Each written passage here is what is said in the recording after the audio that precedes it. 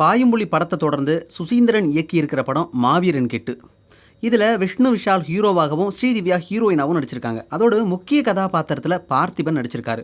ஒரு படத்தை வேகமாக முடிக்கிற வித்தியை கற்று வச்சிருக்கிற சுசீந்திரன் மாவீரன் கிட்டு படத்தை 45 நாட்களில் ஷூட் பண்ணி முடிச்சிருக்காரு. அதுவும் 1985 நடக்கும் இந்த கதைக்கு அந்த காலகட்டத்துக்கு வீடுகள், தெரு அமைப்பு என பல வேலைகள் இருந்திருக்கு.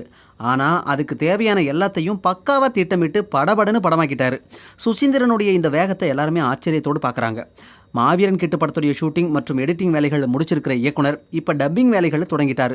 ஜீவா படத்துக்கு அப்புறம் சுசீந்திரன், விஷ்ணு, ஸ்ரீதிவ்யா ஆகியோருடைய கூட்டணியில் உருவாகி இருக்கிற இந்த படத்துடைய ஃபர்ஸ்ட் லுக் அக்டோபர் 1ஆம் தேதி வெளியாகுது. அதே மாதிரி பாடல்களை அக்டோபர் இறுதியிலும் படத்தை நவம்பர் மாதமும் வெளியிட திட்டமிட்டிருக்காங்க. சுசீந்திரன் இயக்கத்தில் வெளியான பாயும்புலி எதிர்பார்த்த அளவுக்கு பாயலை. இதனால் மாவீரன் கிட்டு படம் கண்டிப்பாக ஹிட் அடிக்கும்னு நம்பிக்கையோடு காத்திருக்கிறாராம் இயக்குனர்.